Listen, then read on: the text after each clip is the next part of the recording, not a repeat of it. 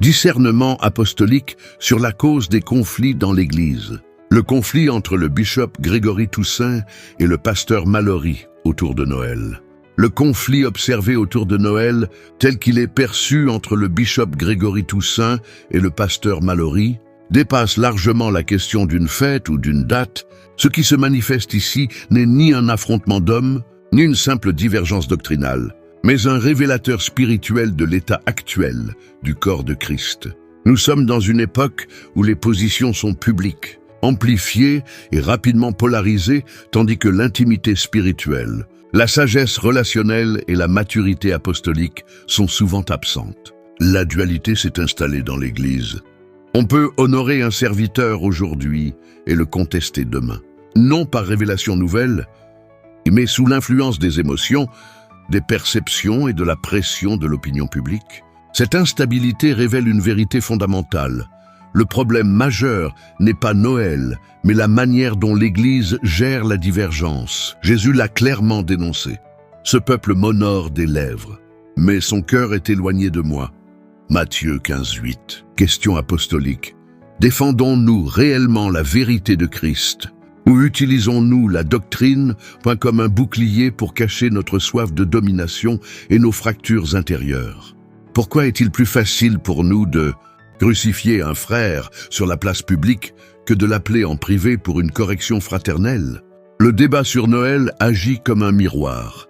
Certains leaders dénoncent cette fête comme païenne, s'appuyant sur l'histoire et l'absence de fondements bibliques explicites. D'autres estiment que les chrétiens ont la liberté de la célébrer selon leur conscience. Conformément à l'esprit de Romains 14, la Bible ne commande pas Noël et ne la condamne pas explicitement. Pourtant, ce sujet secondaire est devenu un terrain de tension, occupant une place démesurée par rapport aux fondements essentiels de la foi. Sommes-nous conscients que pendant que nous nous battons sur des dates, l'ennemi profite de notre distraction pour avancer ses pions dans la culture et la société? Le pasteur congolais Marcelo Tunasi a dénoncé publiquement Noël comme une fête païenne.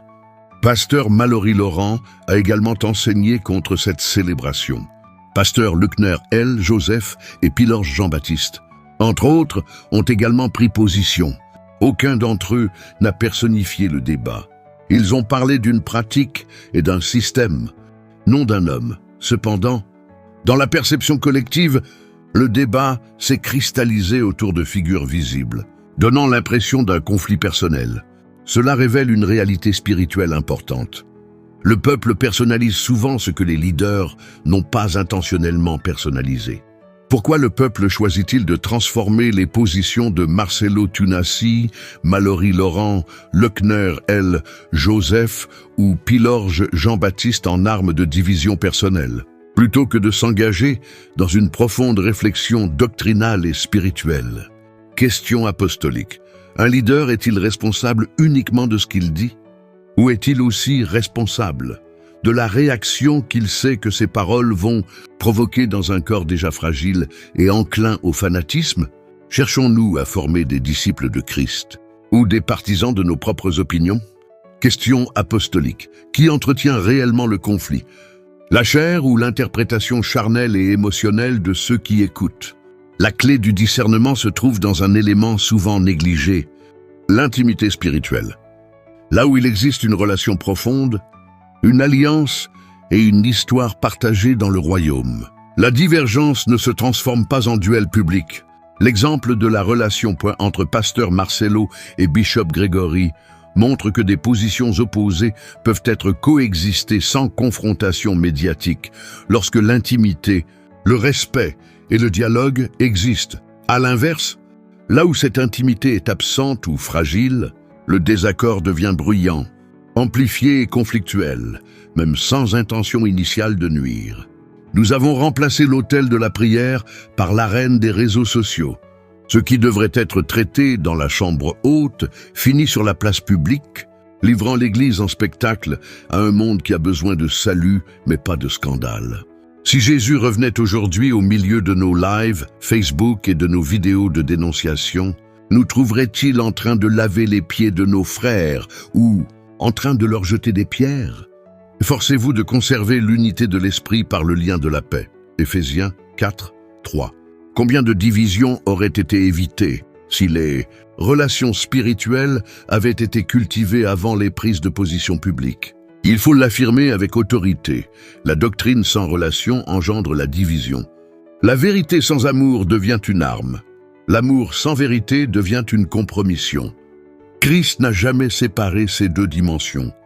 Le ministère apostolique n'est pas appelé à gagner des débats publics, mais à préserver la cohésion, la santé et le témoignage du corps de Christ. La connaissance enfle, mais l'amour édifie. 1 Corinthiens 8, 1. La vérité que nous proclamons sert-elle à libérer les captifs ou à emprisonner ceux qui ne pensent pas comme nous dans une condamnation sans appel? Cherchons-nous à édifier le corps ou à prouver que nous avons raison devant les hommes pour satisfaire notre propre ego ministériel? Quel message envoyons-nous au monde païen lorsque nous nous déchirons publiquement pour prouver, tout en manifestant des œuvres de la chair, colère, division, orgueil, bien plus païennes que la fête elle-même? Le bishop Grégory Toussaint évolue-t-il de manière isolée dans ce débat? Son influence s'exerce-t-elle désormais en circuit fermé ou jouit-il encore du soutien de figures telles que le pasteur Eden McGuffey? Ce qui fracture l'Église aujourd'hui n'est ni Noël, ni une fête, ni une date. Ce sont l'absence d'intimité spirituelle, l'immaturité du peuple, la confusion entre conviction et combat, et la transformation de la chair en espace de positionnement et de confrontation. Être contre une pratique ne donne pas le droit de briser l'unité du corps, ni de transformer une conviction personnelle en instrument de division. Prendre position contre Noël par connaissance historique est une chose, mais laisser cette connaissance produire du mépris pour le frère est une autre forme d'idolâtrie. Dieu n'est pas glorifié dans les duels publics, mais dans la maturité spirituelle. Le temps est venu pour l'Église de quitter l'enfance doctrinale et d'entrer dans une posture apostolique où la vérité est portée avec autorité, discernement, amour et responsabilité. Préférons-nous être des théologiens sans reproche dans une Église en ruine ou des serviteurs d'unité dans un corps en bonne santé? Avons-nous reçu l'autorité pour détruire des autels de fête ou pour bâtir des temples de communion où Christ est réellement le centre? Sommes-nous prêts à rester fermes dans nos convictions tout en préservant l'unité du corps de Christ? Ou préférons-nous avoir raison au prix de la fracture spirituelle? Entre la rigueur des convictions théologiques et la complexité des héritages historiques, Noël s'est transformé en un champ de division. Pourtant, à la lumière des Écritures et du cri des auteurs de tous âges, une question subsiste. La légitimité d'une doctrine vaut-elle jamais le prix d'une fracture spirituelle? L'Église n'est pas appelée à avoir raison dans le chaos, mais à être une lumière dans l'unité. Essuyons le tableau, oublions le passé, non pas par amnésie spirituelle, mais par maturité. Le pardon n'efface pas l'histoire, il libère l'avenir. Ce qui a été dit, mal compris ou mal interprété, ne doit pas devenir une prison pour le corps de Christ. Il est temps de tourner la page sans renier la vérité et d'avancer sans traîner les blessures. L'Église n'est pas appelée à vivre dans la réaction, mais dans la révélation. Là où l'Esprit de Dieu conduit, la rancune n'a pas de place et les rivalités perdent leur pouvoir. Revenir à l'essentiel, c'est choisir l'édification plutôt que la confrontation, la communion plutôt que la compétition. Car le royaume de Dieu ne se bâtit pas sur les ruines des conflits passés, mais sur la capacité des fils et des filles à marcher ensemble, malgré leurs différences, sous la seigneurie de Christ, oubliant ce qui est en arrière et me portant vers ce qui est en avant. Philippiens 3, 13. Vision en action.